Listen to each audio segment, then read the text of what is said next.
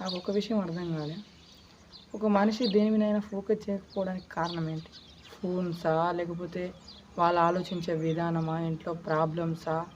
లేకపోతే ప్రతి ఒక్క చాలామందిది ఈ రోజులలో నా సీనియర్స్ కావచ్చు, చాలామంది చదువుకుని వాళ్ళకి జాబ్స్ రాకపోవడానికి కారణం ఏంటి?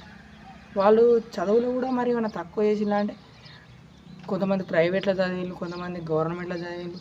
అయినా కానీ నాకన్నా ఒక్కొక్కరికి చాలా నా మీద 10% కాదు, ఒక 20, 50, 100% బెటర్ ఉన్న వాళ్ళు కూడా ఉన్నారు.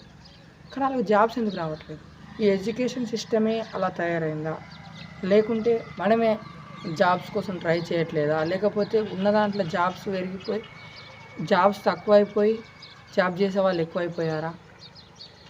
అసలు ఎందువల్ల జాబ్స్ రాకపోతున్నాయి? అసలు జాబ్స్ కోసం ఏమైనా ట్రై చేస్తానులా? జాబ్స్ కోసం ట్రై చేసిన ఎన్ని జాబులు ఉన్నాయి, ఆ జాబ్ల కోసమైనా ప్రయత్నించే వాళ్ళు చాలా తక్కువ మంది. అయినా కానీ కొంతమంది అయినా మాకు కావాలి అని పట్టుబట్టి అయితే సాధిస్తారు. మీరు ఎందుకు సాధించలేకపోతున్నారు? అలా ఎందుకు లేకపోతున్నారు? అసలు మనకు జాబ్స్ రాకపోవడానికి కారణం ఏంటో తెలుసా? మన మీద మనకు నమ్మకం లేకపోవడం. మీ మీద మీకు నమ్మకం లేనప్పుడు మీకు జాబ్స్ ఎలా వస్తాయి? మీరు చదివిండ్రు, మీకు అంతా గుర్తున్నది. ఒక విషయం చెప్తే అర్థం చేసుకోండి. ఎగ్జాంపుల్ ఒక స్టూడెంట్ అనుకోండి, 8th క్లాస్ చదువుతున్నాడు అనుకోండి. ఆ 8th క్లాస్లో క్లాస్ మొత్తం విన్నవాడు ఒక విధంగా ఉంటాడు, అంటే వినని వాళ్ళు కూడా కొంతమంది ఉంటారు. కానీ అయినా కానీ విన్నవానికన్నా వినని వానికి ఎక్కువ మార్కులు వస్తాయి. ఎందుకు అలా తేడా తెలుసా? వీడు మొత్తం క్లాస్ మొత్తం వింటాడు, మళ్ళీ ఇంటికి వెళ్ళి చదువుతాడు. అయినా కానీ దానిలో ఉన్న కీ పాయింట్ అర్థం చేసుకోరు. ఇప్పుడు వీడు సగం క్లాస్ కూడా వినలే, ఎంతో కొంత వినట్టున్నాడు. మళ్ళీ ఇంటికి పోయి ఏదో కాసేపు మేడం చెప్పింది కదా, సార్ చెప్పింది కదా, కొంచెం చదువుదాం, మన ఫ్యూచర్ ఉంటుంది కదా అని చెప్పేసి లైట్గా దాన్ని చదివి దానిలో ఉన్న కీ పాయింట్స్ గుర్తుపెట్టుకోవడం వల్ల అది మన మైండ్లో ఫిక్స్ అయిపోతుంది.